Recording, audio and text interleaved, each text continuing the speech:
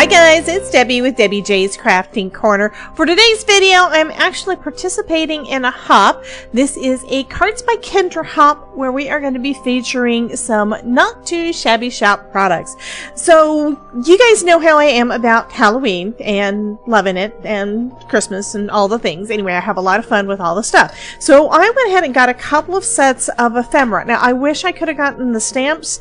I wasn't able to, so I'm using the ephemera pieces to create my cards today. And inside the Halloween mugs set is this mug that looks like Jack Skellington. So that's the one that's going to be the focal image of my card. It is really easy to create a card using one of these sketches by just picking out what you want your focal image to be and then picking your paper to match, or vice versa. Both options will work. So I'm going to be making a card using this and a couple of strips. This one is going to be using card sketch number 15, so you can see that here. And it really only takes a couple of pieces of pattern paper to create this card. So I'm going to go ahead and get started. One thing that it does ask for is an embossed panel as your background, embossed or stenciled. So I pulled out my die cutting machine and went through some of my embossing folders, and I'm going to go with the hand drawn lines, and we're going to see how that does. So I just kind of changed my mind just a little bit about how I want to do this.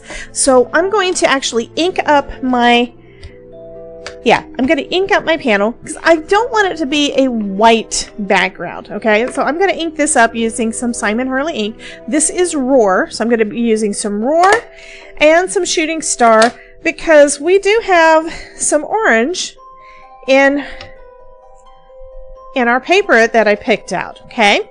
And those are just a couple pieces from a Paper Studio pack that I've had in my stash forever. This is a great way to use up some of your stash.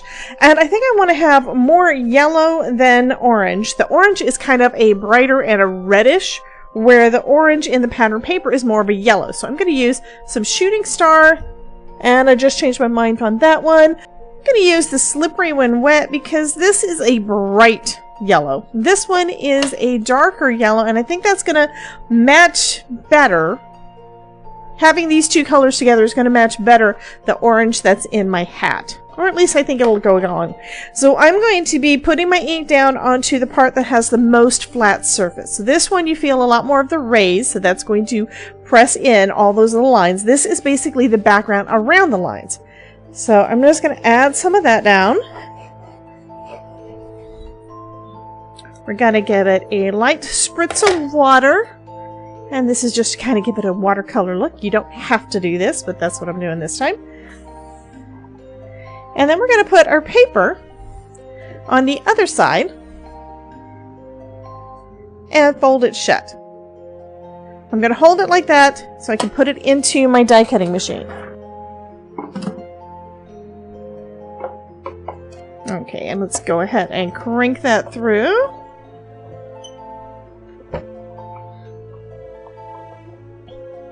And this should put ink everywhere except for those raised edges. And I think that looks pretty good.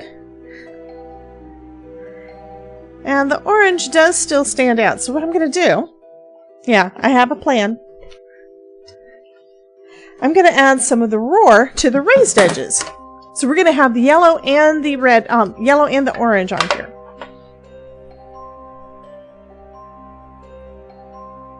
I'm just doing gently to try to just pick it up on those raised edges.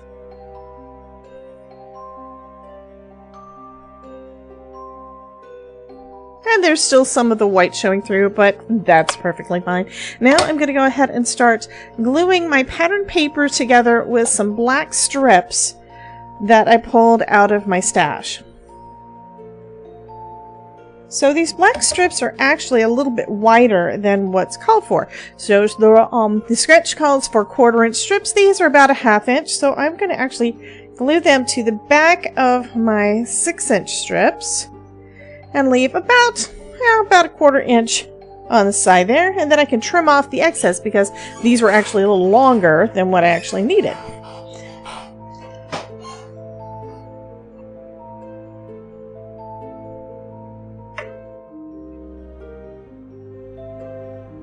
Okay, there's one of them, and I've got another pattern paper here. This one has got a lot of black and kind of an off-white color along with it, and it's some from the same paper pack that my little skeleton row came from. I'm going to do the same thing with it. There we go. I think I'm gonna go ahead and put these down flat onto my card, and then I can pop this up on some foam, because you know I'm gonna do the foam. Okay, let's see if I can get it lined up diagonally, the way that it has it listed on the diagram, because yeah, it may work, it may not work. Yeah. Okay, so we're gonna start up in this corner. And this side is supposed to go to that corner, so I'm just going to try to line it up a little bit. Give me an idea of where it's supposed to go. So, from there we go, to about there. And we will be trimming this panel down, so that's fine too. Okay, now I'm going to put some glue on the back of this one and put it onto my card panel. Okay, just butt that right up against the edge there. There we go. And now I'll take my paper trimmer out and we will trim our panel down. So this panel is going to be 4 1/4. I'm sorry, it's going to be about 4 by 5 1/4. And that's the typical size I like to go with anyway, so that's perfect. And then our little skeleton's going to go right there in the center. This actually looks pretty cool. I'm kind of thinking I need to grunge up the background a little bit first, because that is a bit bright. So let me bring out some Weeping Willow and darken that up a little bit. It's not going to be as orange anymore. Instead, it'll be a little bit more brownish. But I think that's going to work. And that's the ink that I have on this brush here.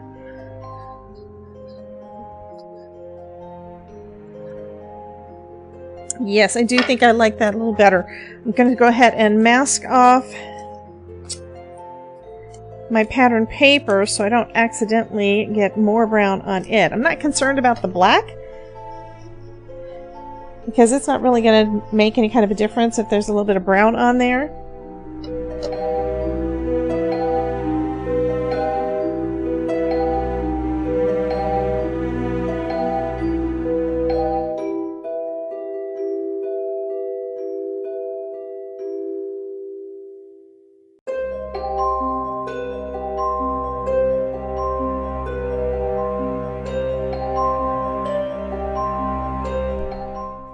Now I'm just kind of grunging up the edges a little bit with that brown.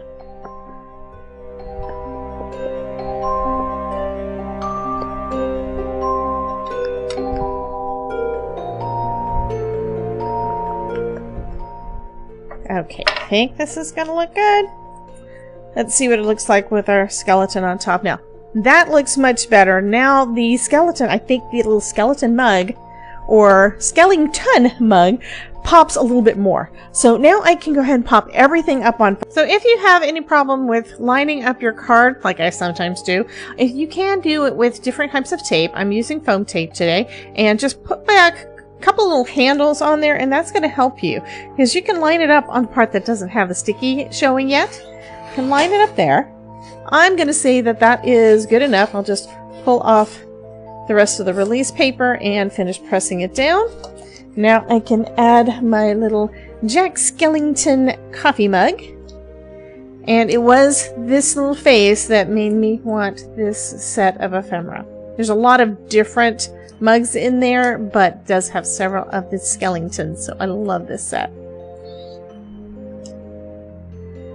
Okay, then we're going to pop that right in the middle there.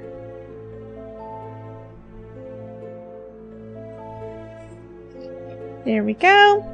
And I'm thinking about adding some gems, although I'm not 100% sure that it needs it. These are some that I've got from in my stash, just some enamel dots from Not Too Shabby. You see, I've already used some. I've had these for a while. This is from the Coffee and Cream collection, and if it's still available, I will link it down below. Can't guarantee that it's still there, but these are cute.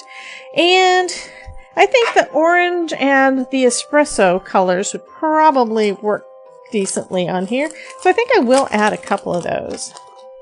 And I was thinking about the little Adding some candy corns, but I think I'm just going to go with the gems. Actually, I'm going to go with the brown and the espresso.